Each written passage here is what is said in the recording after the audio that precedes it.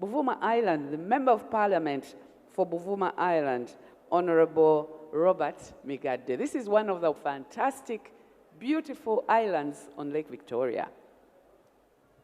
Thank you very much, Maggie. Protocol observed, Your Excellency, the Vice President, Right Honorable Speaker. It's true, I'm the Vice Chairperson of the Parliamentary Committee on Agriculture, and I would be very comfortable if my other member was to stand up for recognition, Agnes, who is also a member of that committee.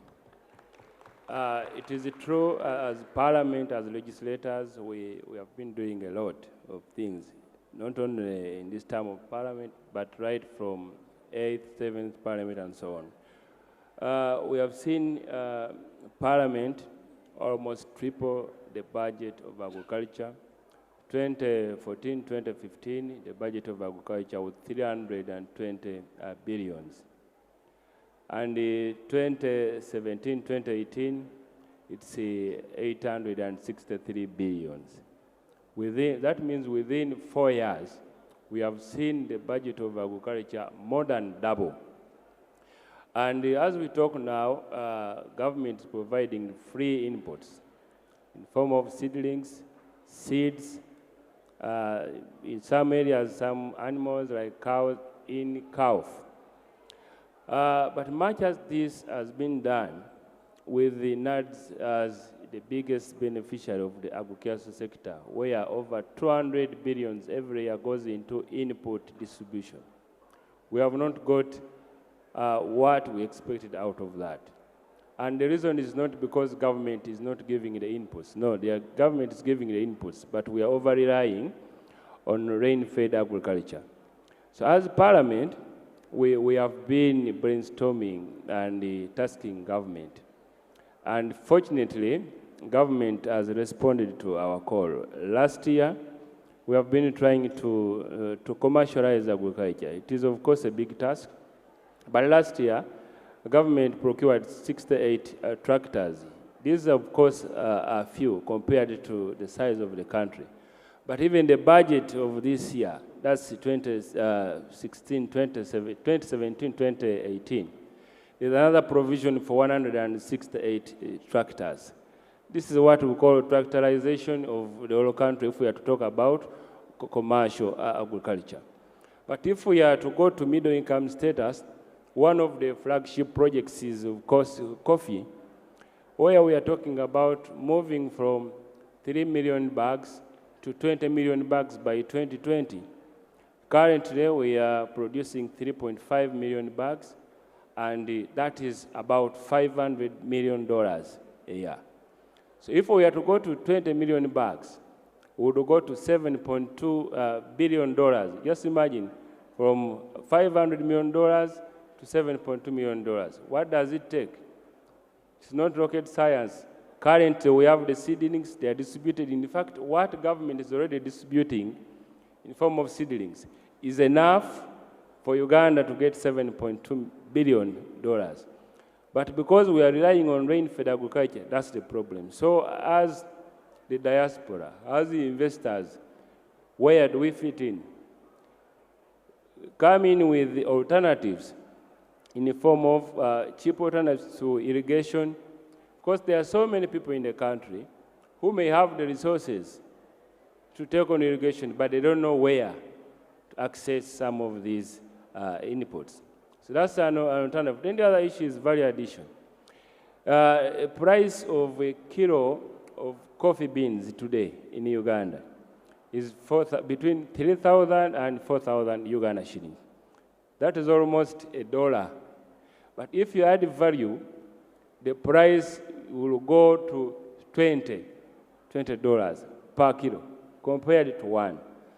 That's where you should tap. Then the other issue, fortunately, Mukene was mentioned. Uganda used to have 11 fish factories, processing factories. Currently, we are talking about 3. The others closed. Even the 3 we have are producing at 40%, so below capacity. Reason, depletion of the lake. Where do you fit in? Government is prioritizing aquaculture. And actually, surveys have been done We have mapped out aquaculture parks. And, you know, fishing business is one of the booming, it may be one of the booming industries. But because there are very few people who are doing cage fishing and aquaculture, and the international demand is not in line with what they're producing, we need more producers so they can agglomerate their production to satisfy the international market. Of course, the other challenges have been the quality of inputs, seed and seedlings. Parliament has implemented and actually enacted a number of laws just for this purpose. We have had in last Parliament, we had the plant protection bill, which later became act. We have had the plant varieties. Today we are talking about the coffee bill. All that is intended to provide a good environment for those who actually to do business. Because you know very well that our catch program in the country is Operation Wealth Creation. As we talk now, we are talking about the 10-acre, but of course, how many people can have 10 acres? That means that we must maximize the little available land that we have. Of course, as the population, we must admit that as the population is increasing, land is not increasing. Therefore, we must look for alternatives, and the government will not do this. The role of government is to provide an enabling environment for us to look for those alternatives. So, the number of running projects. Parliament has passed a number of loans. Last year, we had 150 billion loan. That is the e-voucher, where you can, governments provide this fertilizer through a subsidy system. Some of these are already working in countries like Nigeria, and we're not very far from there because the loan is already running. But now this is the private sector, which is supposed to provide the fertilizers to avoid our people over-relying on the normal soil nutrients. So when you look at the projects running, we have the restoration of livelihood in northern Uganda, which is $75 million. You have the vegetable oil project, and the other restoration is 2014 to 2022. The money is already available. You have vegetable oil project, which is supposed to go up to 2018. Fortunately, Buvuma, where I come from, the 52 islands are part of the beneficiaries. Then you have the project for financial inclusion in rural areas, which is going up to 2020.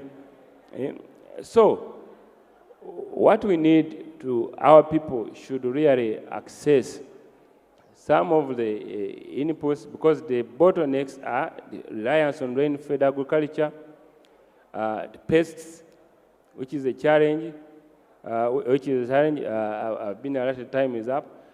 But you know, Ugandans, when you visit Uganda, pesticides and herbicides, you'll find them in the container village. Our farmers may not be getting the best. So that's where you should fit in. Provide the necessary herbicides or pesticides, not free, but in a business angle, so that really our people can access this. As Parliament, our role is to provide the necessary legislation, to provide an enabling environment, but also to liaise with government to subsidize our people where possible. And this has been done. But as I conclude, wealth is not measured in how much you sweat, but how much you can produce and how much you get out of what you produce. Our people, of course, are sweating a lot, but not getting a lot out of their sweat, because we're over relying on. So thank you. Thank you very much, Honorable Migadde. You can see the passion that's coming from the legislators.